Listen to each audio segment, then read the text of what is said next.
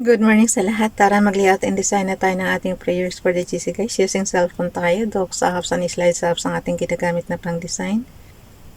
Dito muna tayo sa ating docs apps. Today, November 2024, ang ating font is Spectral size 14. Text color ay black. Highlight color is fuchsia pink. Naka-bold, naka-italic. X muna natin yung ating format menu from Family GC. Yung mga gustong sumali sa Family GC guys, pakikontak yung aming founder, Harry B. De La Cruz, or yung mga admins, co-founder Muti, admins Roger Pakatang, Eileen Samarin, Aiki Akma, Sarah Galinga, Nanay Elsa Samaricat, ang inyong lingkod Ralph Lion Pagbubu-vlogs. Pakisubscribe na rin sa kanilang mga YouTube channel. And then yung gusto magpa-member sa Family GC, i-add nyo lang and then i-confirm na yan ng mga admins kung sino man unang makakakita dyan. Dito muna tayo sa prayer na Ralph Lion Pagbubu-vlogs. Kinuha lang din to sa Google guys, and then edit nyo lang ng kaunti. And then may prayer na kayo, tapos dagdagan nyo na lang ng pansarili nyong prayer request para kayo mismo makikipag-usap kay Father God. Kasi yung mga nandito, lang to, pang general lang natin to na prayer sa ating GC. Yung pinapasa natin. Nakalagay dito kay Ralph: Heavenly Father, Creator of heaven and earth and everything in it, thank you this morning for giving us a new life with new hopes. We thank you for your sweet love that strengthens us and brightens our day. Amen. Kay Princess Dayan channel naman, pakisubscribe sa kanyang YouTube channel.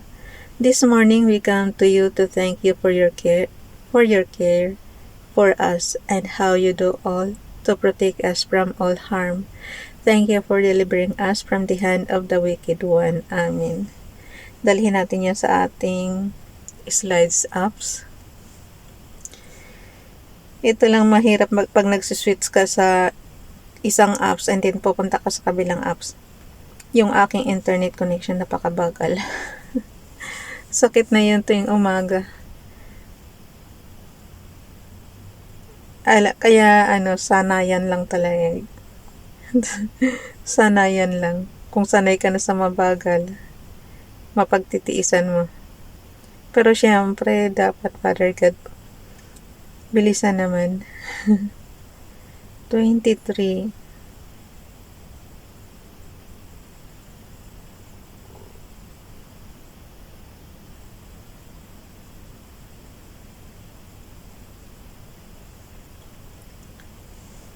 Internet ko talaga, Father God. Hindi ko alam kung anong gagawin ko. Kasi guys, pagka wala, naglulus yung internet mo, syempre yung graphics, kasi, malaki kasi yung, niyan, yung bytes niyan. So, hindi mo makikita pagka wala kang internet connection, kahit anong, mo. So, edit ulit natin. Punta ulit tayo sa number 23. Kung anong date doon ka pumunta. Okay. So, napansin nyo, 4 na columns na siya. Yun lang maganda sa dito sa slides apps. Parang Microsoft Office PowerPoint na rin ito sa computer natin. So, kaya mong mag-design kahit na ilang column. Parang flyers ba? So, yun. Ito, 4 na column yan. Meron tayong repost prayer ng 23 November 2023 at mayroon din tayong repost prayers ng 23 November 2022. Kulang lang dito yung 2021. Ay, nako. Okay, pagka hindi nyo mabasa, nyo lang, i-zoom nyo lang para mabasa nyo. So, katulad nyan, sinuzoom ko siya para lumaki. So, wala yung 2022 at 24 natin. Okay. Basahin ko lang yung 23 November 2023, Ralph Lion Pagbubu-vlogs. For the love of money is the root of all evil. Ay, Father God, yung aming tax, nasasayang talaga kasi tingnan mo yung sa confidential fund ng OVP. Ang daming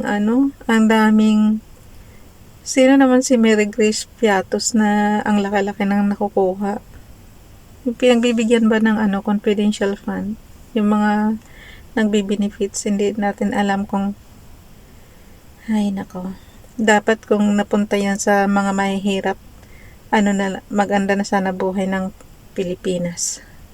Kaya minsan talaga, hindi ko alam, napakayaman natin guys, biro mo, yung Pilipinas kung totoo sa mayaman tayo, ilang senador yung pinapasweldohan natin, ilang security guard ang mga pinapasweldohan natin sa kanila, sa mga opisyalis pa lang. Tapos dito naman din sa, ayan, katulad nga sa OBP, ilan yung security guard niya na pinapasweldohan natin. Di ba tayo nanghihinayang sa tax natin, tapos anuhan pa natin sila ng confidential fund bukod pa dun sa regular fund nila, mayroon pang confidential fund na ginastos nila. Dapat doon na lang yan sa military para maayos na yung ating West Philippine Sea. 'Di ba? Kung binigay na lang yan doon sa mga military natin. Para yun talaga tunay na may confidential talaga yun. Kasi sila yung nag-ano ng natin ng peace and order natin, guys. How I wish lang talaga na ayusin nila yung yung pag tamang gastos lang ba.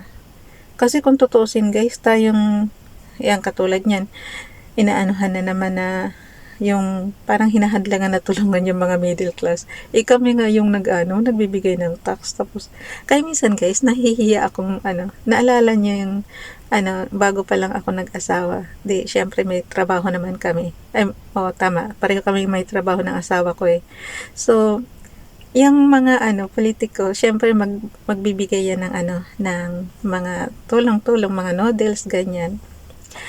Minsan talaga nahihiya ako kasi nakasilip lang, nakadungo lang naman ako sa bintana, sabi sa akin, dahil na lang ha, ito na lang iba ang bibigyan natin, huwag na lang ikaw kasi meron naman kayong trabaho. Sa isip-isip ko, nangungupahan nga kami, tapos ang bibigyan mo yung may-ari ng inuupahan namin. Kasi sila yung walang trabaho, pero meron silang paupahan. So, kumbaga sa guys, sila yung kawawa. Parang sa tingin ng mga politiko, sila yung kawawa kasi wala silang trabaho, tapos lang. Pero dapat isipin ng mga politiko na tingnan muna yung standard. Wala nga silang trabaho pero meron naman silang paupahan. Tapos tayong nangungupahan kasi may trabaho naman tayo. Yun ang hindi bibigyan kasi may trabaho tayo. So, yun yung middle class na parang nai-ignore ka. Pero tayo yung nagbabayad ng tax. Alam mo yun? Ay, nako. Kasi ngayon yung parang sa pabahay yata. So, yung sa condo type na pinagawa ni PBBM. Parang ayaw yata. Parang hinahadlangan yata yun na kasi 'di ba mahal naman talaga ang condo, so subsidize siya ng government para bumaba guys, kasi cannot afford talaga ang middle class na umano ng condominium. So para yung lahat na may trabaho ngayon makakaabil ng condo kasi nga isusubsidize yung price. Aba, hinahadlangan, bakit daw tutulungan yung mga middle class? Hay nako. Kaya minsan talaga guys, hindi mo malaman. Yung sinasabi nila na dapat daw yung tutulungan. Tama naman yun. Pero ang dami na nila. Mayroon na silang 4Ps, mayroon na silang tupad, mayroon na silang AX, mayroon na silang kung ano-ano yung sa mga O diba? Naubos na naman yung oras ko kakadaldal. Ang hirap talaga Pero sana pantay-pantay. Saka yung mga politiko, bawasan na yung mga security guard. Sabi ko sa inyo, kung takot naman kayo na di wag kayong tumakbo sa politics. Kasi kung puro sa gwardiya namin ibibigay yung namin, yung income namin sa gwardiya nyo lang mapupunta. Sa lang. Diba? Sayang naman yung namin. Sa halip na, kaya nga sabi ko, huwag kayong tumakbo kung takot kayo. Kung kailangan nyo ng maraming security guard. Dapat tamang gastos lang para sa mapaganda yung Pilipinas. Kasi kung tutusin mo, pera tayo eh. Tapos napupunta lang sa mga ganyan Biro mo guys, billion. Safe house, gagastos ka ng 1,000,000 sa ilang araw, puro holiday yun December. Safe house lang yun. Bakit kailangan mo ng safe house? Tapos meron pang satellite. kung yung ibang baby dati, nagagawa nila yung gawa nila kahit walang satellite offices. Di nakasave pa, di ba? Nagtataka talaga ako, bakit kailangan gumastos ng extra gastos? Ay, nako. Sayang talaga ang pera ng Pilipinas. Nanghihinayang lang ako. Tapos ang hinahanap nila flood control, hindi niyo naman kayang banggain yun si Father God. Kasi kay Father God galing yung mga, na yan, yung mga bagyo na yan. Kaya niyo bang banggain yan? Kahit na may flood control dyan, kung yan ng baha. Talaga, hindi mo kaya. Kasi puro super typhoon yung yung umaano sa atin. May na nga yan. How much more kung walang flood control yan, di lalong maraming mamamatay, di ba? Kahit masira yung flood control, at least wala gaanong namamatay. Yun ang doon. Kaya huwag kayong maghanap. Pero ito talagang mga pinagagawa sa ewan ko ba. Hindi ko ma-express yung yung gusto kong sabihin. Nang hinayang lang talaga ako sa pera. Okay, dito na tayo sa basahin ko na lang kasi ubos na oras ko. For the love of money is the root of evil, which while some coveted after they have erred from the faith and pierced themselves through with many sorrows. 1 Timothy chapter 6 verse 10, Bible King James Bible. Mishle, Proverbs chapter 10 verse 22, the Berkat Hashem is it make it wealthy, and he added no sorrow with it. Tingnan nyo na lang sa Proverbs, guys. Kay Princess, submit yourselves therefore to God, resist the devil, and he will flee from you.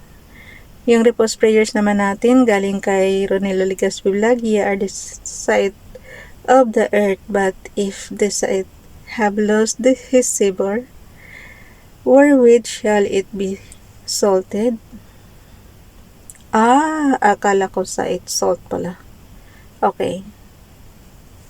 Ulitin ko lang guys, kay Ronelo Ligaspi Vlog. Sorry ha, malabo na talaga mata ko.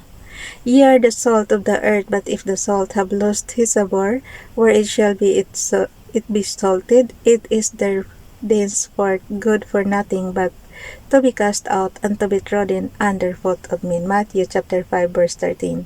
Kay Esperanza Tintero Gutierrez naman, good morning. Ando natin.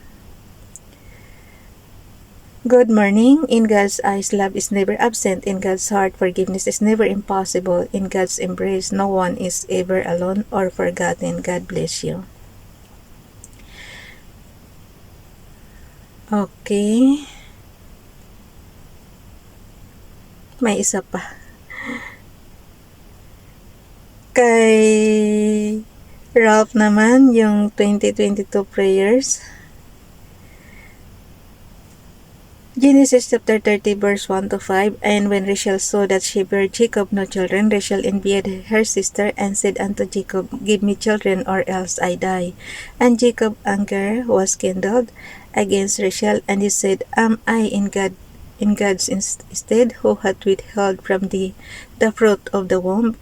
And she said, Behold, my maid Bilhah, go in unto her, and she shall bear upon my knees, that I may also have children by her. And she gave him Bilhah, her handmaid, to wife. And Jacob went in unto her, and Bilhah conceived and bare Jacob a son.